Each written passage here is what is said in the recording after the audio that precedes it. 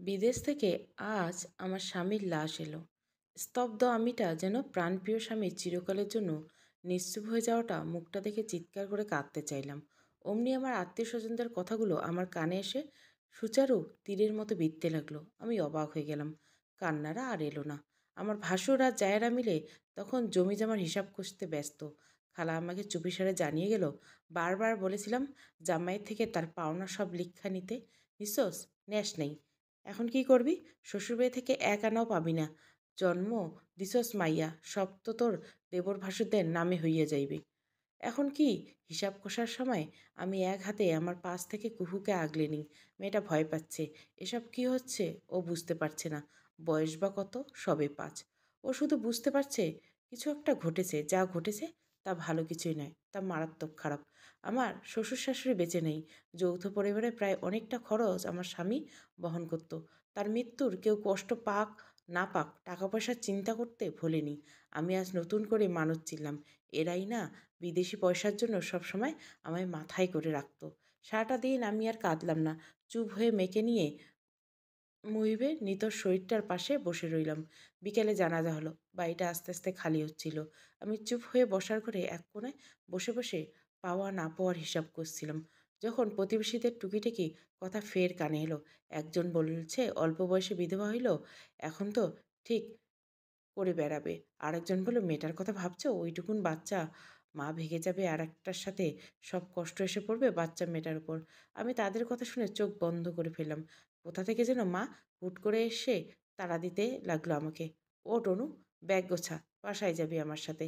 এক বাক্যে বলে দিলাম মাকে। বাড়ির পরিস্থিতি তো দেখছো, সবটা ঠিক হোক, কুকুকে নিয়ে 2-4 দিনের জন্য বেড়াতে যাবনি। তুমি কি আজই যাবে নাকি থাকতে চাইছো? মা কিছু বলার আগে আমি আবার বলে উঠলাম, মা আজ বরং চলে যাও, কাল এসো। বাড়িতে অনেক মানুষ, জায়গা হবে না থাকার। মা আমার হাত শক্ত করে চেপে ধরে অন্য পাশে নিয়ে গিয়ে বলল, এরা তোকে শান্তি দেবে না, বাঁচতে পারবি না। শক্ত চোখে তাকিয়ে সামান্য হাসলাম ভাগ্যের পরিহাস করে। ভাইয়ের সংসারে বোঝা হয়ে কিভাবে থাকি বলো? মুহিব বেঁচে থাকতে আমাকে বেশি দিন বাপের বাড়িতে থাকতে দিতে চাইতো না। ও বারবার বলতো আমি যেন বাড়ি যাই। আমার ভাবি মনে মনে বিরক্ত হতে পারেন, হয়তো ভদ্রতার খাতিরে বলতে পারে না। আচ্ছা মা, অন্যের বিরক্তির কারণ কেন হব? মা হয়তো আমাকে বুঝলো, কিন্তু সেসব আরও কঠিন হয়ে বলল, তোর বাপের বাড়ি আছে, তোর বাপের যতটুকু টাকা আছে তুই আর কুহু 3 বেলা খেতে পড়তে পারবি। অনড় ভয়ে বললাম, ওই টাকায় ভাইয়ের অধিকার। আমার সংসার আমি ছাড়ব না, মরলেও এখানে মরব। মা দ্বিতীয়বার আর কিছু বলার সাহস পেলেন না। আস্তে আস্তে আমার সংসারটা কেমন যেন হয়ে উঠল। বড় জিদ করে তো বলেছিলাম আমার সংসার আমি ছাড়ব না, কিন্তু পৃথিবীর সবচেয়ে কঠিন 4টি দিন কাটলো আমার। আমি ভেঙে পড়িনি। বিয়েটা পারিবারিকভাবে হলেও ভালোবাসায় আমাদের কোনো অংশেই কমতি ছিল না। তাই তো প্রতিবার দেশ ছাড়ার আগে রাতে আমি তার বুকে নির্ঘুম পড়ে থেকে ফোঁপাতাম। অসম্ভব ধৈর্যসম্পন্ন মুহিব আমাকে শান্ত করতে কতই কি করতো। ছেলে ভোলানোর সব কথা বলতো। এক পর্যায়ে আমি বুঝদার বাচ্চাদের মতো কান্না থামিয়ে তার কথা শুনতে লাগলে সেই রসিকতা ছেড়ে আমাকে আরও শক্ত করে জড়িয়ে ধরত নিজের বুকে। তারপর বলতো, অনিন্দিতা, আগামীকাল এই সময়টা আমি তোমার থেকে কয়েকশো কিলোমিটার দূরে থাকবো। তখন চাইলেও তুমি আর রাগ দেখাতে পারবে না। চাইলেও গাল ফুলিয়ে মুখ ঘুরিয়ে বসে থাকতে পারবে না। কেননা তখন আমি এভাবে বুকে জড়িয়ে তোমার মান ভাঙাবো না। এভাবে টুকটাক আদরে তোমার নিজেকে পৃথিবীর সবচেয়ে সুখী মেয়ে ভাবাবো না। আগামীকাল মাঝরাতে যখন তোমার ঘুম ভাঙবে, তুমি অর্ধ চেতনায় বিছানায় হাতড়ে আমায় খুঁজবে। বিনিময়ে এক বুক হাহাকার পাবে। আর কয়েক ঘন্টা আছি আমি। আমাকে নিয়ে তোমার পৃথিবীতে যত কথা আছে আমাকে বলো, আমি শুনবো। মৃত্যুর কাটার সেকেন্ডের চেয়েও দ্রুত এগোয়। আমি কাল যাব, সেটা সত্য। দূরত্ব বাড়বে, সেটাও সত্য। অথচ দীর্ঘ সময় এই দূরত্বটা ঘুচিয়ে আমি আবার তোমার কাছে ফিরে আসবো। এই কথাটা অসত্য প্রমাণ হতে সময়ের প্রয়োজন পড়বে না। প্রতি বছর অসংখ্য প্রবাসীর লাশ হয়ে স্বজনদের কাছে ফিরছে। আমি তোমায় গ্যারান্টি দিতে পারবো না যে নেক্সট লাশটা তোমার স্বামীর হবে না। ওদের স্ত্রীর সন্তানরা শেষ বিদায় জানাতে পারে না। অসংখ্য না বলা কথা থেকে যায় ওদের। অসংখ্য পরিকল্পিত ভবিষ্যৎকে অতীত বানিয়ে রেখে যায় ওরা। আমি তোমায় পরিকল্পনা করতে বারণ করেছি। আমি তোমায় শেষ বিদায় জানানোর সুযোগ দেই। তাই প্রতিবার তুমি আমাকে বিদায় জানাবে। ঠিক যেমন ধরো, এই বুকে আসতে পারবে না অনিন্দিতা, আর কয়েক ঘন্টা আছে, আমাকে বিদায় জানাও। আমি তার কথাগুলো খুব মনোযোগ দিয়ে শুনতাম। তারপর আস্তে আস্তে মানিয়ে নিতে লাগলাম। প্রতি বিদায়ে তাকে আমি শেষবারের মতো বিদায় জানাতাম। তাকে নিয়ে যত ভাবনা চিন্তা ছিল, যত রাগ অভিমান ছিল সব বলতাম। এই তো মাঝ মাসে আগে যখন নিয়ম মাফিক আবারও বিদায় জানানোর দিন, মহিব আমার চুল আশ্রয়ে বিনুনি গাঁথতে গাঁথতে বলেছিল, আমি না থাকলে তুমি নিজের খেয়াল রাখতে কার্পণ্য করবে না, নিজের যত্নে খামতি রাখবে না, খাওয়া দাওয়ার হেলা করবে না, কুহুকে অযথা বকাবকি করবে না, রাগ উঠলে কাগজে লিখবে, এরপর পানিতে ভিজিয়ে ফেলবে কাগজটা, দেখবে ঠিক শান্তি লাগছে। জীবন আমাদের পথে পথে জীবিকার শিক্ষা দেয়। তুমি হতাশ হইও না, শিক্ষা নিবে, এগিয়ে যাবে। জীবনের প্রতিকূলে যেতে চেও না, স্রোতের টানে ভেসে যাবে। অনুকূলে তাল মেলাতে থেকো, বিশ্বাস করো, জীবন একবার নিজের নিয়ন্ত্রণে আনতে শিখে গেলে এর চেয়েও সুন্দর আর কিছু খুঁজে পাবে না। অনিন্দিতা, তুমি অন্তত তো বুঝতার একজন মেয়ে। আমার কথাগুলো মনে রেখো সর্বদা। আমি মনে রেখেছি সেসব, ভুলিনি কিছু, ভুলতে পারিনি। সেজন্য এতখানি স্বাভাবিক সম্ভবত। সকাল থেকে আমার মেয়েটা বেশ হেসে খেলে বেড়াচ্ছে। আমার ননদের ছেলেমেয়েরা ওর সমবয়সী, ওদেরকে পেয়ে আনন্দ ধরছে না। কুহুর দিনগুলো এভাবে, আর রাতগুলো আমার বুকে শক্ত করে মিশের থেকে কাটছে। ছোট থেকে বাবার সান্নিধ্য সেভাবে সে পায়নি বলে কোনো ধরনের শক্ত অনুভূতি মেয়েটা পাচ্ছে না। ওখানে ওর দোষ নেই, ওর সাথে ওর বাবার তেমন কোনো স্মৃতি নেই।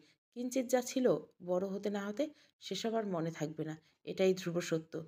মহিবের মৃত্যুর চতুর্থ দিন আজ। আয়েশা ভাবি আর রিমা ভাবি মিলে দুদিন ধরে কথা শোনাচ্ছে। ওরা চেয়েছিল আত্মীয় স্বজনদের ডেকে খাওয়াতে, কিন্তু মৃত্যু উপলক্ষে লোক খাওয়ানোটা মহিব ঠিক পছন্দ করতো না। তাই কঠিনভাবে জানিয়েছি তাদের এসব কিছু প্রয়োজন নেই। মহিবের বড় ভাই আমাকে ভীষণ স্নেহ করতেন, এই জন্য কেউ আর আমার উপর উচ্চবাচ্য করতে পারেনি, মেনে নিয়েছে আমার কথা। মহিবের রেখে যাওয়া কথাগুলো আদর্শ মেনে দিন চলতে শুরু করলাম। চাকরি চিন্তাটা যখন মাথায় এলো, তখন খুব মনে পড়ল মুহিব জোর করে আমার পড়াশোনা চালিয়ে নেওয়ার দিনগুলো। বিয়ের পর পড়াশোনা করার ইচ্ছেটা ছিল না, তবুও মুহিব জোর রোজ এক কথা, বিয়ে মানে সংযুক্তি নির্ভরশীলতা নয়। আগামী দিনে আমি কর্মদক্ষ হয়ে গেলে তুমি যেন সার্টিফিকেটের দোহাই দিয়ে আফসোস না করো, তার খেয়াল রাখাটাও আমার দায়িত্ব। আমি অকম্পিতভাবে সার্টিফিকেটগুলো ছুঁয়ে গেলাম আমার নামটা, অনিন্দিতা অনু, অভিভাবক মুহিব আহসান। একাধারে ছোটোখাটো যত জব সার্কুলার পেলাম সবেতে অ্যাপ্লাই করতে লাগলাম। বাজবিচার তেমন একটা দেখলাম না। সিভি দেখে তার মধ্যে বেশ ভালো একটা কোম্পানি থেকে ডাকা হলো আমাকে। অল্পতে ঘাবড়ে যাওয়া আমি প্রবল আত্মবিশ্বাস ও দৃঢ় মনোবল দ্বারা ভাইভাতে উত্তীর্ণ হলাম। জয়নিং সোমবার। এ নিয়ে বাড়িতে কম ঝামেলা হয়নি। বড় ভাই একবারে বলেছেন, অনু, তোমার এসব কাজ করা লাগবে না, আমরা মরে যাইনি। নিজের জায়গা থেকে শক্ত থেকে আমি বলেছিলাম, মুহিব চাইতো না আমি কখনো কারো উপর নির্ভরশীল হই। আমি ওর চাওয়াকে সম্মান করি। বড় ভাই আর কিছু বলেনি। সেই সাথে জায়েরাদের আমার মুখের উপর বলা চাকরি করে দুনিয়া কিনে নেবে নাকি, কথাটা থেমে গেল সামনাসামনি। গোপনে শুরু হলো এর ওর কাছে আমার নিন্দা। ব্যাপারটা ধরতে পারি আমি, তারপরও চুপ থাকি। তর্ক সুশিক্ষিতার শিক্ষা ধ্বংস করে, অশিক্ষিতার পর্যায়ে নামিয়ে আনে। মুহিব না আমাকে সুশিক্ষায় শিক্ষিত করে উঠে পড়ে লাগতো। বাড়িটায় আগের মতো থাকার চেষ্টা করি, ওদের কারো কথাকে তোয়াক্কা করি না। সরাসরি কেউ অবশ্য কিছু বলার সাহসও পায় না। গতকাল বড় আপা বলেছিল একটু হিসাব করে চলতে এখন। আমি অবাক হয়ে তখন শুধিয়েছি, কেন? সহানুভূতি দেখেছেন, নাকি আমার স্বামী রেখে যাওয়ার টাকার অভাব? মুখের উপর এভাবে বলে ফেলাতে বড় আপা ঘাবড়ে গিয়েছিল। ইতস্তত করতে করতে বলছিলেন, তোর আর কুহুর ভালোর জন্য বলছিলাম ছোট আপা, এত ভালো দরকার নেই। আল্লাহ যতদিন হাতে পায়ে জোর রেখেছেন, ইনশাআল্লাহ অভাব আসবে না আমার আর কুহুর লাইফে। জীবনে চলার জন্য যতটুকু প্রয়োজন আমি করব। স্বামী বেঁচে আছে মানে র- নারী রানী, স্বামী নেই মানে দুঃখিনী, এ কোন নিয়ম? কোত্থেকে যেন ছোট আপা এসে বলল, এই তোর দুঃখ লাগছে না অনু? বর মরছে মাস গেল মাত্র, বিন্দুমাত্র শোক নেই। আমি শক্ত চোখে তাকিয়ে বললাম, শোক নেই আপা, মৃতদের জন্য মনে শোক রাখা উচিত না, দুঃখ পাওয়া উচিত না। মৃত্যু কখনো অনাকাঙ্ক্ষিত হয় না। প্রতিটি মানুষের হায়াত সৃষ্টিকর্তা তার জন্মের সময় লিখে রেখেছেন। এর কিঞ্চিত বেশি বাঁচার সামর্থ্য কারণেই। তবে মৃত্যুর মতো এত সত্য বিষয়ে সাথে আমরা অনাকাঙ্ক্ষিত শব্দটা যোগ করে কেন শোক পালন করব? ওরা আর কিছু বলেনি এরপর আমাকে। সম্ভবত ভেবে নিয়েছে স্বামীর শোকে পাথর বনে গেছি। ব্যাপারটা তা নয়। পৃথিবীর সবচেয়ে কঠিন বিষয় হচ্ছে মৃত্যু। আর মুহিব আমাকে এই বিষয়টা সহজভাবে গ্রহণ করতে শিখিয়েছিল। যে মৃত্যু মেনে নিতে পারে সে দুনিয়া জয় করতে পারে। সেদিন মুহিবের লাশের সামনে দাঁড়িয়ে আমি সামান্য নড়ে হয়েছিলাম অবশ্য। তারপর নিজেকে শক্ত করতে আমার খুব একটা সময় লাগেনি। দিনগুলো এভাবে কাটলো। আস্তে ধীরে সোমবার চলে এলো। একটা হালকা রঙের সুতির শাড়ি পরে নিলাম, চুলগুলো খোপা, হাতে ব্রেসলেট, গলায় একটি সরু চোকাস। সাজসজ্জা এমনিতে পছন্দ না আমার। তবে সাজলে নাকি মেয়েদের আত্মবিশ্বাস বাড়ে। এই কথাটা আমাকে আমার সেই বিখ্যাত দার্শনিক মুহিব আহসান জানিয়েছেন। লোকটার কথায় জাদু ছিল। মনে পড়লে ঠোঁটের ভাঁজে আপনা থেকে কি মিষ্টি একটা হাসি চলে আসে। অফিস যাওয়ার পথে কুহুকে বাড়িতে রেখে যেতে ইচ্ছে করছিল না, তাই ওকে নিয়েই বেরোলাম। প্রতিমধ্যে মায়ের বাড়িতে ওকে সেখানে রেখে আমি ফের রওনা হলাম। ঘণ্টাখানেকের রাস্তা। বাসে গেলে ৮ ঘন্টার মধ্যে পৌঁছে যাওয়া যাবে। কিন্তু প্রথম দিন পাবলিক ট্রান্সপোর্টে যেতে ইচ্ছে করলো না। একটা ক্যাব বুক করে নিলাম। এরপর পৌঁছালাম আমার গন্তব্য। অফিসে প্রথম দিন আমি সহ আরও ২ জন জয়েনিং হলো। সবাই ফুল দিয়ে আমাদের অভিনন্দন জানালো। নতুন ছেলেমেয়ে দুটো অন্য টিমের। আমাদের টিমের লিডার আজ ছুটিতে আছেন। তাই তার অ্যাসিস্ট্যান্ট আমাকে আমার কাজগুলো বুঝিয়ে দিল। প্রথম দুদিন সাধারণভাবে কাটলো। সকালে কুহুকে মায়ের বাড়িতে রেখে বের হয়। এরপর ৯টা-৫টা অফিস। তারপর মায়ের কাছ থেকে কুহুকে নিয়ে বাড়ি ফেরা। এই তো এভাবেই যাচ্ছে। অথচ বিপত্তি ঘটল যেন ঠিক কদিন পর। আমাদের টিম লিডারকে দেখে আমি ভড়কে গেলাম। পায়ের মাটি নড়বড়ে হয়ে উঠল। এতটা অপ্রস্তুত হয়ে পড়ব জানলে সম্ভবত এই শহরে থাকতাম না। আমাকে দেখে তিনি অবাক হয়েছেন। অবিশ্বাস্য গলায় ও ডেকেছেন, অনিন্দিতা। আবিরের আওয়াজ শুনে বুকটা কেমন কেঁপে উঠল আমার। মনে পড়ে গেল ঠিক ৮ বছর আগের সংঘর্ষগুলো। তখন আমি উচ্চ মাধ্যমিকের গণ্ডি পেরিয়েছি। বয়স ১৯ পেরোবে পেরোবে ভাব। চালচলনে ছিল বয়সের চেয়ে অত্যাধিক উড়নচণ্ডী ছিলাম আমি। আবির ছিল আমার সেজো মামির ভাগ্নে। তাদের বাড়ি আমাদের মামার বাড়ি থেকে খুব একটা দূরে ছিল না। যতবার ছুটি পেয়ে মামার বাড়ি যেতাম, ততবারই আবিরের সাথে দেখা হতো। একটা আড্ডা জমতো। তিনি আমার চেয়ে ৪ বছরের বড়। তবুও কিভাবে যেন বন্ধু সুন্দর একটা বন্ধুত্ব হয়ে যায় ছোট থেকে। মানুষ হিসেবে তিনি ছিলেন অন্তত চমৎকার। আর আমি কিঞ্চিৎ দুষ্টু প্রকৃতির। বর্তমানে আমি পাল্টেছি সম্পূর্ণ। তারটা বলতে পারলাম না। তবে বিপরীত আকর্ষণ বলের ক্রিয়া আমার মধ্যে সামান্য দেখা গিয়েছিল। সেবার যখন আমার বিয়ে ঠিক হলো, আমি মামার বাড়ি গিয়ে সবার আগে বিষয়টা আবিরকে জানাইছিলাম। তিনি জিজ্ঞাসা করছিলেন, "তুই রাজি অনিন্দিতা?" আমি রাজি ছিলাম না। তাকে পছন্দ করতাম। কিন্তু মনের পছন্দটা সেই পর্যায়ে পৌঁছাতে পারেনি। যেই পর্যায়ে গেলে তা মুখে আনা যায়। আবির আমাকে অন্য কোনো নজরে দেখতেন না। আমি তাকে জানাই, "হ্যাঁ আবির ভাই, তুমি কিন্তু আসবে।" আবির হেসে আমার মাথায় হাত বুলিয়ে দিয়ে বলেছিল, "ঠিক আছে যাব।" কিন্তু তিনি আসেনি। তারপর আর দেখা হয়নি তার সাথে। বিয়ে হলো, বিয়ের পর কতবার তো মামার বাড়ি গেলাম, অথচ তার দেখা পাইনি। সেজন্য মামির কাছে জিজ্ঞাসা করলে তিনি বলেছিলেন উচ্চশিক্ষার জন্য দেশ ছেড়েছেন। তারপর একসময় মুহিব আমার সেই কিশোর হৃদয়ে ভালো লাগা পুরোপুরি মিটিয়ে দিল। মুহিব। শুরুটা যেখানেই হোক না কেন, শেষটা মুহিবের মাঝেই গিয়ে আটকে রইলাম। আমার উত্তেজনা সব নেমে গেল। মিহি এসে বললেন, "ভালো আছেন?" আবির আমার দিকে স্তব্ধ হয়ে তাকিয়েছে। আমি ডেস্কে বসেছিলাম। তিনি দুবার শ্বাস ফেলে হাতের তর্জনীয় বৃদ্ধাঙ্গুল কপালে ঘষলেন। এরপর বললেন, "আমার কেবিনে আসুন।" সেকেন্ডের ব্যবধানে উল্টো দিকে ঘুরে কেবিনে চলে গেলেন। আমি হাতের কাজটা শেষ করে উঠে সরাসরি তার কেবিনে গেলাম। দরজায় নক করে বললাম, "আসবো?" আবির আমাকে এক পলক দেখে সেদিকে তাকিয়ে রইল। আমি সেই চাহনির মানে বুঝে ভেতরে প্রবেশ করে মুখোমুখি দাঁড়ালাম। তারপর স্মিত হাসলাম। হাসির চেয়ে ধারালো কোনো অস্ত্র নেই। কেবলমাত্র ছোট্ট একটা হাসির দ্বারা প্রবল শক্তিসম্পন্ন প্রতিপক্ষকে দ্বিধায় ফেলা সম্ভব। আবির আমার শত্রু নয়। তবে এমন একটা পরিস্থিতির মুখোমুখি হতে হবে, তা যেন আমার জন্য ছিল এক ভীষণ দুঃস্বপ্ন। সেই দুঃস্বপ্ন বাস্তবতায় মিশে গেল। আবির গলায় আমাকে জিজ্ঞাসা করলো, "তুমি এখানে কেন?" আমি মুখ থেকে হাসি সরালাম। সেভাবে ভুরু কুঁচকে বললাম, "কাজ করি এখানে।" "কেন?" "কেন আবার? জব করতে পারি না আমি হঠাৎ?" হাসি মলিন হলো আমার। অনমনীয় চোখে তাকিয়ে বললাম, "কি শুনতে চাইছেন?" এই কর্মজীবী মেয়েদের দেখে সবসময় যেই মেয়েটা বলতো, বিয়ের পর আমি মোটেও চাকরি-বাকরি করব না। সম্পূর্ণ সময়টা সংসারে দেব। সেই মেয়েটা এখানে কেন? চোখে চোখ রাখলাম আবিরের। "জানেন না কিছু?" আবির চোখের পাতা সামান্য কেঁপে উঠল দেখলাম। সে বলল, "জানি না, জানতে চাইছি।" আমি প্রলম্বিত শ্বাস ফেলে বললাম, "তেমন কিছু না, বলার মতো না। আসলে মুহিব মানে আমার স্বামী গত মাসের ৬ তারিখে মারা গেছে। তাই এখন অনেক ইচ্ছা অনিচ্ছায় নিজের রাস্তা পাল্টেছি।" আবির অবিশ্বাস্য দৃষ্টিতে তাকিয়ে রইল, জেনে মেনে নিতে পারছেন না। ধরা গলায় বললেন, "এত সাবলীলভাবে এত বিশ্রী সত্যতা বলতে পারছো?" "পারছি। কি করে?" "সত্য বলতে দ্বিধা থাকা উচিত নয়।" আবির আমাকে সান্ত্বনা দিতে বললেন, "তুমি ঠিক আছো অনিন্দিতা? ফ্যামিলিতে প্রবলেম হচ্ছে? কোনো সমস্যা? আমাকে বলো।" বরাবরের মতো উপহাসসূচক সেই হাসিটা ঠোঁটের ভাঁজে রাখলাম। "সহানুভূতি দেখাবেন না, আমার ভালো লাগে না।" থেমে আবার বললাম, মুহিব তার সকল অ্যাকাউন্ট নমিনি আমাকে করে রেখেছে। যা টাকা পয়সা আছে মনে হয় গোটা জীবন বসে বসে খেলেও ফুরাবে না। তবে চাকরি করছো কেন? আমি স্মিত হেসে বললাম, আয়ের উৎস নিশ্চিত না করে কেবল ব্যয় থাকলে নিঃস্ব হতে সময় লাগে না। আবির কিছু বললেন না। টেবিলের উপর থেকে গ্লাস তুলে পানি পান করলেন। এরপর নিজের চেয়ারে বসে কিছুক্ষণ মেঝের দিকে তাকিয়ে রইলেন। কিছু ভাবলেন সম্ভবত। আমি তাকিয়ে আছি শুধু। বহুদিন পর মানুষটাকে দেখলাম।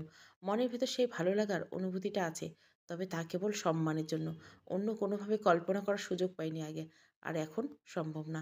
আমি এগিয়ে গিয়ে তার মুখোমুখি দাঁড়িয়ে জিজ্ঞাসা করলাম, আপনি ভালো আছেন? আবির সঙ্গে সঙ্গে উত্তর নিলেন না। কিছুক্ষণ চুপ থেকে বললেন, হুম, ভালো। আচ্ছা, আমি আসি তবে। হ্যাঁ, যাও। আমি উঠে দাঁড়ালাম। বেরিয়ে আসার আগ মুহূর্তে আবির পুনরায় ডাকলেন, অনিন্দিতা। পিছে তাকিয়ে বললাম, হুম।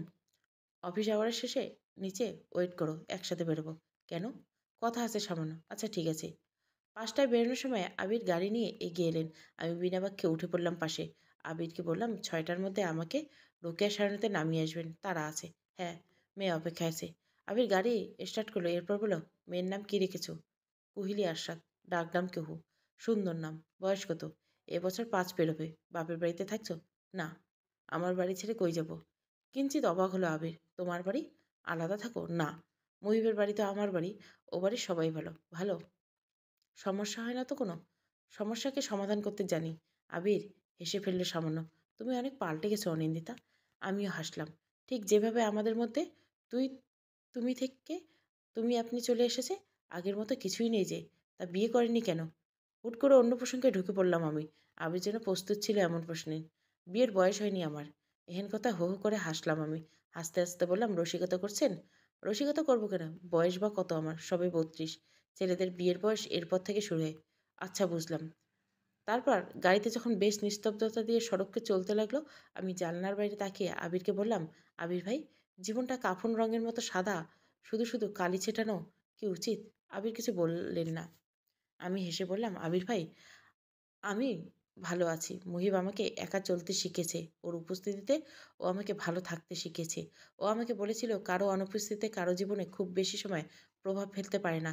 তাই ওই সময় যেটুকু সময় প্রভাব ফেলে সেটুকু সময় নিজেকে নিয়ন্ত্রণে রাখা উচিত। প্রভাবিত যাতে না হই সেজন্য সর্বস্ব দেওয়া উচিত। আমি তাই করছি। নিজেকে ব্যস্ত রাখছি। নিজেও স্বাবলম্বী হতে চাইছি। ওর রেখে যাওয়া টাকায় আমি কুহুকে নিয়ে ভালোই থাকতে পারতাম। কিন্তু লোকেরা সুযোগ নিতে চাইতো। অবলা নারী ভেবে হাত বাড়াতো। কেউ ইতস্তত করতো না। ই ইতিমধ্যে চারপাশে কুৎসিত নজরগুলোর শিকার আমি হয়েছি। কিন্তু যখন দেখে আমি নিজেকে চালানোর সামর্থ্য রাখি, অধিকাংশ নজর আমার থেকে ঝুঁকে যায়। আর বাকি যারা এখনও ছুকছুকানো নজরে তাকিয়ে থাকে, আমি অনিন্দিতা তাদের দৃষ্টিকে পায়ে মারাই না। আমি থেমে গেলাম। আবির পুনরায় বললেন, একা চলো, একা নারীর পক্ষে এতটা সহজ? হুম, সহজ নয়। তবে আমি চাইলে সহজ বানাতে পারি। কিভাবে? দেশে সিঙ্গেল মাদারের অভাব নেই। আবির থেমে থেমে বললেন, তোমার হাজবেন্ডকে খুব ভালোবাসতে? হ্যাঁ, বাসি। তারপর পুরো রাস্তায় আবির আর কিছু বললেন না। আমিও বললাম না। গন্তব্যে পৌঁছে নামার সময় তাকে বললাম, আবির ভাই শুনুন, বলো। আমার প্রতি কখনো সহানুভূতি দেখাবেন না, অনুরোধ। আবির মলিন হেসে বলল, সহানুভূতির সাথে অনিন্দিতা নামটা যায় না। ঠিক। আসি, এসো। তারপর গোটা মাস অফিসে বাড়তি কোনো কথাবার্তা কেউই বললাম না। আবির ভীষণ বুঝদার মানুষ। উনি ভালো করে জানেন একজন বিধবা অথবা ডিভোর্সি নারীর সাথে অন্য কোনো পুরুষের মেশাটা সমাজ বেশ কটু চোখে দেখে। সমাজকে আমি কিংবা আবির কেউই তোয়াক্কা করি না। তবে দুজনে শান্তিপূর্ণ মানুষ। শুধু শুধু অশান্তি ডেকে আনতে চাই না। তাই খুব প্রয়োজনবোধে একে অপরের থেকে দূরে থাকলাম। অফিসের এই অফিসের বাইরে দেখা হলে এড়িয়ে যাই। বরঞ্চ মুচকে এসে ভালো মন্দ জিজ্ঞাসা করি। তিনিও কোঅপারেট করে গেছেন আমাকে। জীবনটা খুব স্মুথলি যাচ্ছে। অথচ এই জীবনের নিয়ম না। জীবন আকস্মাৎ চমকে দিতে ভালোবাসে। হুট করে বড় আপা আমাকে ডেকে নিয়ে বাড়ি ভর্তি মানুষের সামনে জিজ্ঞাসা করলো, তা ছোট, বিয়ে শাদির ব্যাপারে চিন্তা কি? অবাক হলাম। কিসের বিয়ে? ছোট আপা হেসে বলল, আরে অনু, তোর বিয়ে। আমি ছোট্ট করে শ্বাস ফেলে বললাম, এখন ভাবছি না। উঠে চলে যেতে লাগলাম। অমনিতে বাড়ির বড় বউ জহুরা আমাকে বলে উঠল, লুকিয়ে কাজ নেই ভাই, এখনো যৌবন আছে। একা যে থাকবে না তা আমরা বুঝি।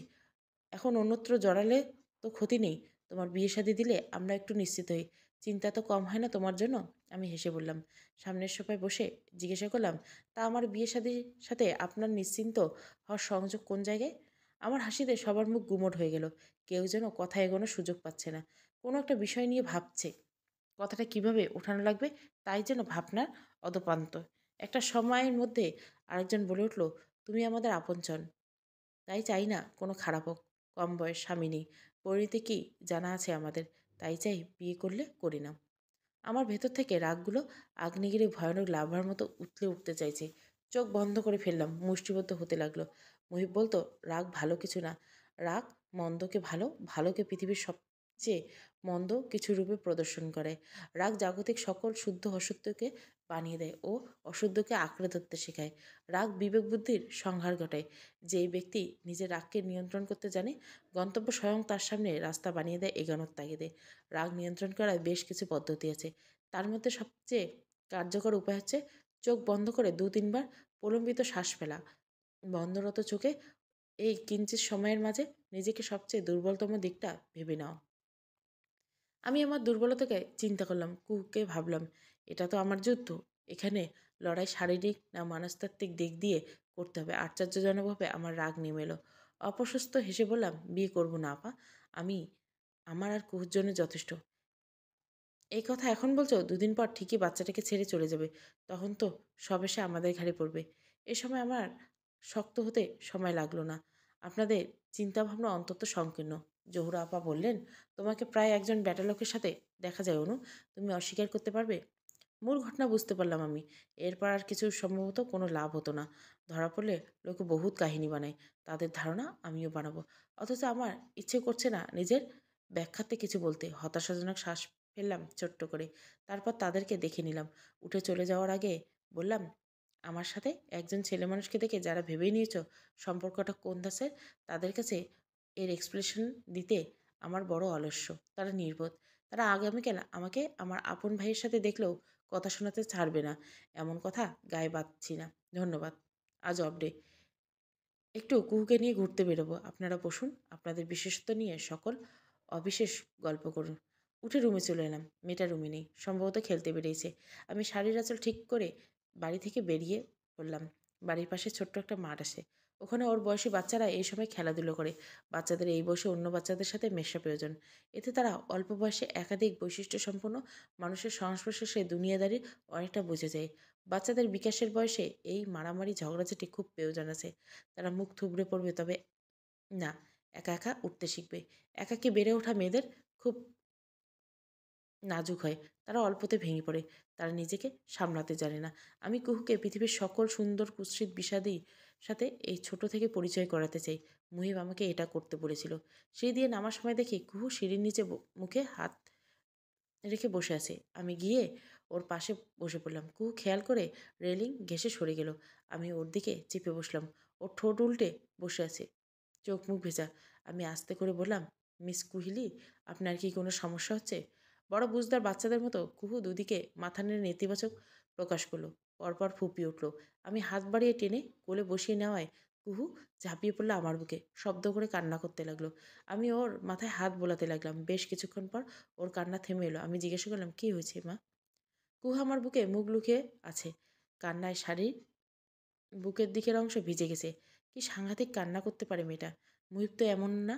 নিশ্চয় আমি ছোটবেলায় আমি ছিলাম। মেয়েটা মায়ের স্বভাব পেয়েছে। কুহু অনেকক্ষণ পর বললাম, মামুনি, ওরা আমাকে মেরেছে। ওরা? দেখি কই মেরেছে। কুহু দুই হাতের খামচানো অংশগুলি দেখালো। কিছু জায়গায় ছুলে গেছে। এরপর হাঁটু অবধি আকাশি রঙের ফ্রকটা উঁচিয়ে দেখিয়ে বলল, আমি খেলতে গেছিলাম, ওরা আমাকে খেলায় নিচ্ছিল না। বলছিল আমি পচা মেয়ে, আমার মামুনি পচা। ওদের মামুনি আমার সাথে মিশতে বারণ করছে। আমার খুব খারাপ লাগছিল। আমি কখনো ওদের সাথে খারাপ কিছু করিনি, কখনো বকিনি, মারিনি। আমি কিভাবে পচা মেয়ে হই? আমি ওদেরকে জিজ্ঞাসা করায় আমাকে খামচি মেরে ধাক্কা দিয়েছে। মামুনি, হাঁটু জ্বলছে খুব। ওরা আমাকে আর খেলায় নেবে না। এই বলে আবারও মেয়েটা আমাকে জড়িয়ে ধরে ফুপিয়ে উঠল। আমি আঁচলের অংশ দিয়ে ওকে আগলে নিয়ে দু হাতে আঁকড়ে ধরলাম। ওর মাথায় থুতনি রেখে বললাম, ভালো মেয়েরা কান্না করে না। ভালো মেয়েরা সবসময় সব পরিস্থিতিতে হাসে। আমার কুহিলি ভালো, তাই না? কুহু নাক টেনে বলল, হুম মামুনি, আপনাকে ভালোবাসে কুহিলি, আপনি কান্না থামান। কুহেলি বুঝদার বাচ্চাদের মতো কান্না থামালো। আমি ওকে কোলে নিয়ে বাড়ির ভিতরে চলে গেলাম। লিভিং রুমে ভাবিদের আড্ডার আসরকে একবার আর চোখে দেখে সরাসরি নিজের রুমে চলে এলাম। কুহুকে বিছানায় বসিয়ে আমি কাবার থেকে ফার্স্ট এড নিয়ে এলাম। তুলোতে অ্যান্টিসেপ্টিক মিশিয়ে হাঁটু মুড়ে ওর সামনে বসে পড়লাম। ও লক্ষ্মীর বাচ্চার মতো হাত এগিয়ে দিল। আমি স্মিত হেসে বললাম, সামান্য জ্বলবে কিন্তু। কুহু দুদিকে মাথা নাড়ল। আমি আস্তে ধীরে তুলোয় চেপে ক্ষতস্থান পরিষ্কার করলাম। কুহু চোখ খিচে ধরল, কিন্তু কান্না করলো না। আমি জিজ্ঞাসা করলাম, আম্মাজান ব্যথা পাচ্ছেন? একটু মামুনি। আর একটু হয়ে গেছে প্রায়। আমি হাঁটুর দিকটা পরিষ্কার করে দিলাম। তারপর স্টিকি ব্যান্ডেজ করে দিলাম। কুহুর মুখটা কি শুকিয়ে গেছে? আমি জিজ্ঞাসা করলাম, আপনি কি মামুনির সাথে ঘুরতে বেরোতে চান কইলে? কুহু তৎক্ষণাৎ বলে উঠল, ইয়েস। কোথায় নিয়ে যাবেন মামুনি? চলুন পার্কে যাই, খুব মজা করবো দুজনে, আইসক্রিম খাবো, চকলেট খাবো। কুহু দাঁত কেলে হাসলো। আমি একটা সাদা ফ্রক পরিয়ে দিলাম কুহুকে। চুলগুলো দুটো ঝুটি করে দিলাম। এরপর নিজের শাড়িটা পরিবর্তন করে ওর মতো সাদা আসমানি মিশেলে একটা শাড়ি পরে নিলাম। তারপর একটা রিক্সা করে নিকটস্থ পার্কে চলে গেলাম। এখানে একটা নদীর শাখা আছে। সেখানে ফেলে রাখা এক বেঞ্চে ওকে নিয়ে বসলাম। আশেপাশে অনেক মানুষ আছে। কুহু চুপটি করে বসে এদিক ওদিক দেখছে। তারপর আমাকে জিজ্ঞেস করলো, আচ্ছা মামুনি, বাবাই আবার কবে আসবেন? বাবাই আসবে না কুহিলি? খুব বড় অবাক হয়ে আমার দিকে তাকালো। চোখ মুখ কুচকে ঠোঁট ফুলিয়ে জিজ্ঞাসা করলো, তা কেন? কারণ বাবাই মারা গেছে। মারা গেছে? হ্যাঁ। কেউ মারা গেলে আর ফেরে না। না ফেরে না? কেন ফেরে না মামুনি? আমি ওর হাত দুটো নিজের হাতের মুঠোয় নিয়ে বললাম, কারণ এটাই নিয়ম। আমরা দুনিয়াতে এসেছি একটা নির্দিষ্ট সময়ের জন্য। প্রতিটি মানুষ এখানে আসার পিছনে কিছু উদ্দেশ্য থাকে। সেই উদ্দেশ্য পূরণ হলে মৃত্যু আসে। এরপর আবার ফিরে যেতে হয়। উদ্দেশ্য পূরণ হয়ে গেলে আবার আসবে কেন? বাবাইয়ের কি উদ্দেশ্য ছিল মামুনি? সম্ভবত আমাদের দুজনকে গড়ে তোলা। বাবাইয়ের উদ্দেশ্য পূরণ হয়েছে? হয়েছে সম্ভবত। তাহলে ফিরবে না? না। আচ্ছা। কোহলি হাত পা নাড়াতে নাড়াতে আবার আশেপাশে দেখতে লাগলো। আমি জিজ্ঞাসা করলাম, আপনার খারাপ লাগছে না? কুহু পুনরায় আমার দিকে তাকালো ফ্যাল ফ্যাল চোখে। কি জন্য খারাপ লেগে তা হয়তো বুঝতে পারছে না। আমি বোঝানোর তাগিদে বললাম, আপনার বাবা আর ফিরবে না, খারাপ লাগছে না? কুহু দুদিকে মাথা নেড়ে বোঝালো, না লাগছে না। আমি হেসে বললাম, আমারও লাগছে না। কারণ মুহিবের শারীরিক মৃত্যু হয়েছে। তার কথা, তার সকল আদর্শ এখনও বেঁচে আছে। মানুষটা আমাকে এক জীবন ভালো থাকার সকল সূত্র ভালোভাবে বুঝিয়ে গেছে। আমার খারাপ লাগতো কেন? লাগছে না তো। হয়তো চলতি পথে কয়েকবার কদম নড়বড়ে হবে, হয়তো ক্লান্ত হব, হয়তো গুটিয়ে পড়বো, কিন্তু পরক্ষণে ভালো থাকার জন্য সর্বোপরি খারাপ মানুষটা আমি হব। আর এটাই হচ্ছে লাইফের সাথে গেমিং। কিছুক্ষণ পর হুট করে খেয়াল করলাম কেউ একজন এগিয়ে এসে ঠিক কুহুর সামনে দাঁড়ালো। আমি তাকাতেই তিনি কুহুকে বলেন, আপনি মিসেস কুহিলি আরশাদ? খুব বিজ্ঞের মতো উপন্যাস মাথা নেড়ে বলল, ইয়েস। আবির অবাক হয়ে বলল, আরে বাবরে, আপনি সত্যি কুহিলি আরশাদ? কুহা আমার দিকে একবার তাকালো। এরপর আবিরের দিকে তাকিয়ে বলল, মামুনি বলছেন আননোন কারোর সাথে কথা বলতে নেই। আবির হেসে আমাকে বলল, কুহিলি মামুনি, কুহিলিকাকে আমার সাথে কথা বলার জন্য অনুমতি দিতে বাধিত করুন। আমি কুহুকে বললাম, আচ্ছা। আবির উৎসুকে কুহুর পাশে বেঞ্চে বসে পড়ল। See, permission granted. কুহু সবকটা দাঁত বের করে হাসলো। আবির এবার আমাকে বললেন, আমি কি কুহুকে নিয়ে একটু ঘুরে আসতে পারি? যদি ম্যাডামের অনুমতি থাকে তো। কই যাবেন? আপনাকে বলবো কেন অনিন্দিতা? আমি হেসে বললাম, ঠিক আছে যান। কুহুকে কোলে তুলে নিলেন আবির। তার পরনে সাদা শার্ট, স্লিভলেস গোটানো, চোখে গ্লাস। তিনিও বললেন, সব ম্যাচিং ম্যাচিং, কী ব্যাপার কুইলি, মতলব কি? কুহু এত হাসলো কেবল। আবির ওকে নিয়ে দূরের ওই আইসক্রিম পার্লারটিতে গেলেন। কিছুক্ষণের মধ্যে ফিরে এলেন। প্রথমে সেই হাস্যোজ্জ্বল মুখটা তার কেমন মিইয়ে গেছে। হাসছেন না একদম। আইসক্রিম আমার দিকে এগিয়ে দিলে তা হাতে নিয়ে বললাম, কি হয়েছে আবির ভাই? আবির কিছু বললেন না আমাকে। আর পুরোটা সময় কুহুর সাথে কথা বললো কেবল। আমি আর কিছু বললাম না তাকে। সন্ধ্যার দিকে ফেরার সময় কুহুকে অনেকগুলো চকলেট নিয়ে দিলাম। এতে আমি বললাম, প্রয়োজন নেই এসবের। আবির কঠোরভাবে তখন বললেন, তোমার কোনো কিছুর প্রয়োজন পড়ে না অনিন্দিতা, কিন্তু বাচ্চা মেয়েটার পরে।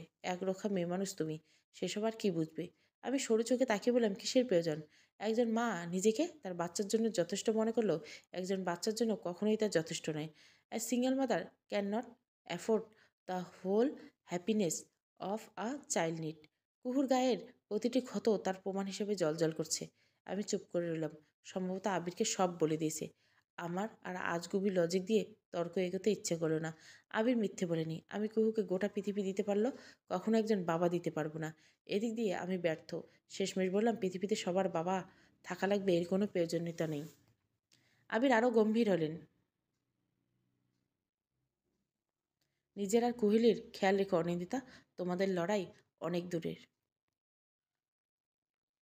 পৃথিবীর সবচেয়ে সুন্দর অনুভূতি হচ্ছে একাকিত্ব উপভোগ করতে পারার অনুভূতি।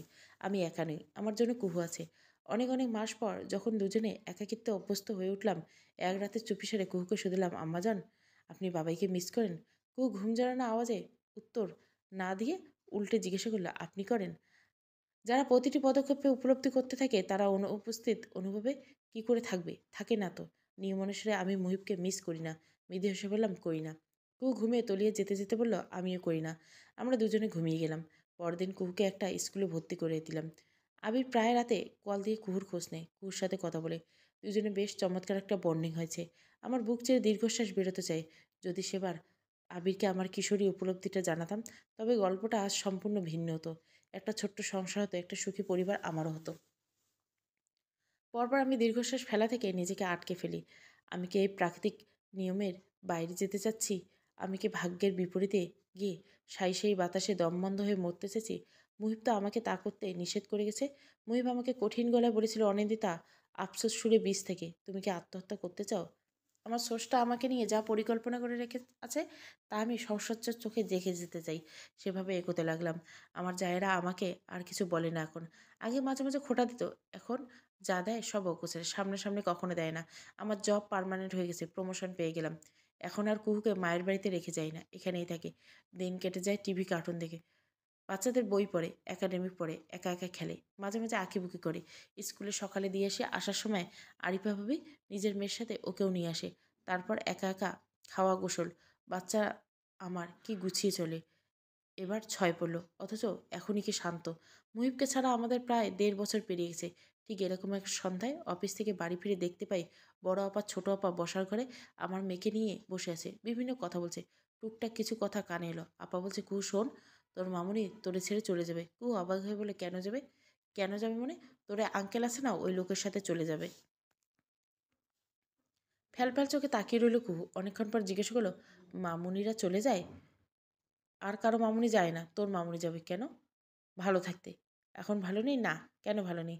কারণ তুই সবসময় তোর মামুনিকে জ্বালাস, শান্তিতে থাকতে দিস না। এই জন্য ছেড়ে চলে যাবে। ও দুদিকে মাথা নেড়ে বলল, আমি আর জ্বালাবো না। তাহলে শোন, আমি তোর জন্য নতুন বাবা খুঁজি। তোর মামুনিকে বলিস বাবা লাগবে। তখন তোর মামুনির সাথে তোর একটা নতুন বাবার বিয়ে দিয়ে দিব। তোরা একসাথে ভালো থাকবি। ও কি বুঝলো জানি না। অবুঝ বাচ্চাদের মতো ঠোঁট ফুলে বলল, কিন্তু আমার তো বাবাইয়ের দরকার নেই। বুকের ভেতরটা যেন কেউ পাথর চাপা দিয়ে রেখেছিল। তা তুলে হয়ে উড়ে গেল ক্ষণিকে। আমি তাদের সম্মুখে এলাম। ও আমাকে দেখে বরাবরের মতো দৌড়ে কোলে চলে এলো। আমি ওকে কোলে নিয়ে দুগালে চুমু খেয়ে বললাম, দিন কেমন কাটলো প্রিন্সেস? খুবই ভালো। আমি হাসলাম। পরপর আপাদের দিকে তাকালাম। তীক্ষ্ণ চাহিনি ও ধারালো আওয়াজে তাদের জানান দিলাম, ভিটে ভাগো। আপারা স্তব্ধ হয়ে গেল। আমি বুঝতে পেরেছি আমার বিয়ে অন্যত্র দিয়ে এ বাড়ি থেকে সরানোর ছকটাই তারা কষেছে। সে ঘুরে যেন বালি পড়ল। বোঝাতে চাইলাম নানান কিছু, আমি বুঝলাম না। রুমে গিয়ে আবিরকে কল লাগালাম। তিনি কল রিসিভ করতে বললেন, অনিন্দিতা, কোনো সমস্যা? বাড়ি পৌঁছেছ? সব ঠিক আছে? তার উত্তেজিত আওয়াজ। আমি স্থিরতা বললাম, ইমিডিয়েট একটা ফ্ল্যাটের ব্যবস্থা করে দিন অফিসের আশেপাশে। সব ঠিক আছে তো? জি ঠিক আছে আবির ভাই। আবির আর কিছু বললেন না আমাকে। পরদিন মালিগঞ্জে একটা ফ্ল্যাটের ব্যবস্থা করে দেন। আমি সপ্তাহ সময় নিয়ে সেই ফ্ল্যাটে উঠলাম। জুনের মাঝামাঝি সময়। অর্থ বছরের শেষে একটা বড় অ্যামাউন্টের বোনাস পেলাম। সেই সাথে স্যালারিকে বলল, পুরোটা সহ জমানো টাকা আংশিক কিছু প্রয়োজনীয় দ্রব্যতেই কিনে ফ্ল্যাটটা গুছিয়ে ফেললাম। বাড়িতে আবির একজন হেল্পিং হ্যান্ড এনে দেন কুহুকে দেখার জন্য। তিনি সবেতে অনেকটা সহায়তা করেছেন। ফ্ল্যাটে ওঠার পরপর তাণ্ডব শুরু করলাম। শীঘ্র বৈঠকে এলাম। আমার ভাগের অংশটুকুর বদলে আমি সমপরিমাণে টাকা নিলাম। এই টাকা দেওয়াতে আপাদের ছিল নানান ছুকছুকানো কৌশল, কিন্তু লাভ হলো না। বাড়িতে আমার না থাকার কথা। ধীরে ধীরে সব কিছু থেকে বেরিয়ে এসে নিজের লাইফটা গুছিয়ে নিই। আর জমি জায়গা থেকে নেওয়া টাকাগুলো দিয়ে মালিগঞ্জে গৃহহীন নারীদের জন্য একটা বাড়ি তৈরি করি। বেশ বড়সড় একটা বাড়ি। বাড়ির নাম দেই আশিয়ানা। ধীরে ধীরে অসংখ্য মানুষ আমার আশিয়ানাতে থাকা শুরু করে। তাদের প্রত্যেকের গল্প আরও কুৎসিত, রুহু কেঁপে ওঠার মতো কুৎসিত। আমি তাদের দায়িত্ব নিই, তাদের প্রত্যেকে ভালো থাকার দায়িত্ব নিই। আমার একার উপার্জনে তাদের চালানোর সামর্থ্য হয় না। এক্ষেত্রে আমি মুহিবে রেখে যাওয়া অর্থগুলো ব্যবহার করে নারীদের জন্য বিভিন্ন সুযোগ সুবিধার ব্যবস্থা করি। আমি তাদের দক্ষ বানানোর জন্য উঠে পড়ে লাগি। তাদের বিভিন্ন হাতের কাজের প্রশিক্ষণ দেই। এরপর তাদের কাজের ব্যবস্থা করি। তারপর একসময় দেখলাম আশিয়ানের নারীদের জন্য আমার নিজ থেকে খরচ করতে হচ্ছে না আর। তারা নিজেরা নিজেদের খরচ চালিয়ে নেওয়ার সামর্থ্য রাখছে। বাড়তি যা হয় হয় তাদের বাচ্চাদের পড়াশোনার ব্যবস্থা করলাম। আরও মানুষ বাড়তে লাগলো। আশিয়ানার পাশের খালি জমিটুকু কিনে নিলাম। বাড়িটিকে বড় করলাম। অসংখ্য নারীকে বিদায় জানালাম। এখন তারা সম্পূর্ণভাবে আত্মপ্রত্যয়ী হচ্ছেন। আমার জীবন আরও ৯টা বছর এখানেই কেটে গেল। কুহু এবার 10ম শ্রেণীতে পড়ছে। রোজ স্কুল কোচিং শেষে বিকালবেলায় এখানে চলে আসে। তারপর হেসে খেলে পুরো বাড়ি সবার খোঁজ নিয়ে বেড়ায়। সবার সাথে তার কী দারুণ সখ্য। আশিয়ানাতে এখন পথশিশুর থাকার ব্যবস্থা হয়েছে। কুহু তাদের সবার প্রিয় আপা। কুহু হলে বাচ্চারা হৈ হুল্লোড় বেড়ে যায়। আশিয়ানাতে কী আনন্দ কী আনন্দ। আমি জব ছেড়ে দিয়েছি বছর 4 আগে। আপাতত আশিয়ানায় আমার ধ্যান জ্ঞান। সমাজে নারীদের জন্য আমি নিজেকে উৎসর্গ করলাম আমি। মুহিব আমাকে যে সকল আদর্শ দিয়ে গেছেন, আমি সে সকল আদর্শে তৈরি করলাম হাজারো নারী। জীবন কোনো যাচ্ছে কিছু না। জীবন মানে একটি ঘর, কিছু মানুষ নিয়ে সাজানো গোছানো ঘর। মানুষ সব পারলেও ঘর থেকে দূরে সরতে পারে না। ঘরটা অপছন্দ, সমস্যা কি? সাজিয়ে গুছিয়ে নিলে হয়। বলতে যতটা সহজ, করতে আরও অধিক সহজ। কেবল প্রয়োজনে দৃঢ় মনোবল, প্রবল ইচ্ছেশক্তি, পর্বত সমান আত্মবিশ্বাস ও ইস্পাত কঠিন ব্যক্তিত্ব। সময়টা শীতের। গায়ে চাদর জড়িয়ে আশিয়ানার ছাদে দাঁড়িয়ে রাত উপভোগ করলাম। হুট করে কে যেন আমাকে সামনে এসে এক মগ ধোয়া ওঠা কফি এগিয়ে দিল। আমি তাকালাম। আবির দাঁড়িয়েছে। কফির মগটা হাতে নিয়ে বললাম, কখন এলেন? কিছুক্ষণ আগে। আচ্ছা। কফির মগে চুমুক দিলেন। তারপর চাঁদের দিকে তাকিয়ে বলেন, the moon is beautiful season it's. আমি হেসে বললাম, চাঁদের দিকে তাকালাম। তারপর আবির নিজেও হাসলেন। কফির মগ রেলিংয়ে রেখে তার গায়ের শালটা ঠিক করলেন। সাদা পাঞ্জাবি হাতা গোটাতে দেখে বললেন, অনিন্দিতা, তোমার কাছে জীবন মনে কি? কোনোরূপ ভাবনা ছাড়া বললাম, আমার কাছে জীবন মানে অ্যাডভেঞ্চার। পদে পদে চমক। কখন সুখে বুক কাঁপে, আবার কখনো ভয়ে আত্মা ছলকে ওঠে। জীবন মানে আকস্মাত থামানোর এক গল্প। আবির হেসে সে রেলিংয়ে উঠে দাঁড়ালেন। জীবন বিশ্রী। সবচেয়ে বেশি যেই জিনিসটা নিয়ে ভাবি সেটাই হারিয়ে যায়। যতবার সুখ খুঁজতে হাত বাড়াই, এক মুঠো দুঃখ পাই। আমি প্রসঙ্গ পরিবর্তন করে বললাম, আপনার বয়স কত? বড় ভাব নিয়ে আবির বললেন, ফেব্রুয়ারিতে 41 হবে। এখনো বিয়ের বয়স হয়নি। কি যে বলো না, বিয়ের বয়স শেষ অনিন্দিতা। এখন আর মেয়েরা আমাকে চয়েস করে না। সো ওসব বিয়ে টিয়ে হোয়াটএভার বাদ। ঢং করছেন কেন? খুলে বলবেন কেন বিয়ে করতে এত অনিচ্ছুক? আবির ভাই চাঁদের দিকে তাকালেন। আজ পূর্ণ চাঁদের রাত। চাঁদের আলো চারপাশটা কি মোহময় লাগছে। আবির সেসব দেখতে দেখতে বললেন, নারীরা নিজেদের স্বামীর কাছেও সেফ নয়। তাই নিজেকে স্বামীর ক্যাটাগরিতে ফেলতে ইচ্ছে করে না। আর কোনো প্রশ্ন করো না অনিন্দিতা। তোমাকে মিথ্যে বলতে আমার কষ্ট হবে। ঠিক আছে। তারপর প্রায় ঘন্টা খানেক দুজনে চুপচাপ দাঁড়িয়ে রইলাম। রাত 12টার পর শীত যখন বাড়তে লাগলো, আমি তখন আবিরকে বললাম, নিচে আসুন। আবির আমার দিকে তাকালেন না। এখন ভালো লাগছে, তুমি যাও। আমি চলে এলাম। আবির সেভাবে দাঁড়িয়ে হলো। মানুষ যা চায় তা কি পায়? তা পায় না। আদতে কি তাই চায়? কিছুটা ভাগ্য, বাকিটা কর্ম। চাওয়া দিয়ে পাওয়া যায় না, লাগে পরিশ্রম। আবির কি পরিশ্রম করেছিল? নির্বোধ পুরুষ জাতি। রাতে ঘুমানোর সময় কুহু আমার রুমে চলে এলো। রাত তখন 1:30টার কাছাকাছি। জিজ্ঞাসা করলাম, ওকে কী ব্যাপার মামুনি, ঘুমোনি? কুহু এগিয়ে এসে আমার কোল থেকে ল্যাপটপ সরিয়ে মাথা রাখলো নিজের। মিষ্টি করে হেসে বলল, আপনার সাথে ঘুমোতে ইচ্ছে করছে মামুনি, ঘুম পাড়িয়ে দিন। আমি কুহুর মাথায় হাত বুলিয়ে দিতে লাগলাম। চুলে বিলি কেটে দিতে দিতে বললাম, কুহিলি, জি মামুনি। আপনার কোনো আফসোস হয় না? কিসের আফসোস? আর বাকি 10টা মানুষের মতো স্বাভাবিক সুন্দর একটা জীবন না পাওয়ার আফসোস? হতে চাই, হতে দেই না। কিভাবে দেন না? আমরা ভালো আছি মামুনি, আরও ভালো থাকতে চাইছি। কেউ কেউ তো সামান্য এইটুকু ভালো থাকার জন্য স্রষ্টার কাছে প্রতিরক্ত কান্না করছে। আমার মা আছে, কারো কারো মা বাবা কেউই নেই। আমাদের শরীরে অঙ্গ প্রত্যঙ্গ সব ঠিক আছে। কেউ বিকলাঙ্গ হয়েও তো বেঁচে আছে। আমরা দুনিয়ার কুশ্রী দেখে হাহাকার করছি। কেউ দুনিয়াই দেখতে পাচ্ছে না। আমরা স্রষ্টা আমাকে সেই কষ্ট দেননি যা ওদের দিয়েছে।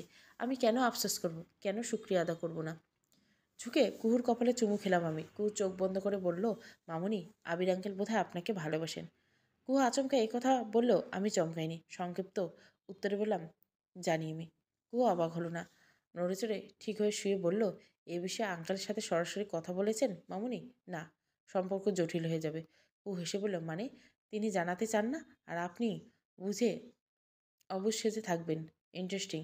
Yes princess, life is more interesting than you can imagine. Kuhu উঠে বসে বলল, মামুনি, আপনি চাইলে কিন্তু পারতেন আবির আঙ্কেলকে একটা সুযোগ দিতে। অবশ্যই পারতাম। তবে এতে আপনার বাবাইয়ের কথাগুলো ভাটা পড়তো। আমাদের আশিয়ানা তৈরি হতো না। কুহু আবারও শুয়ে পড়ল।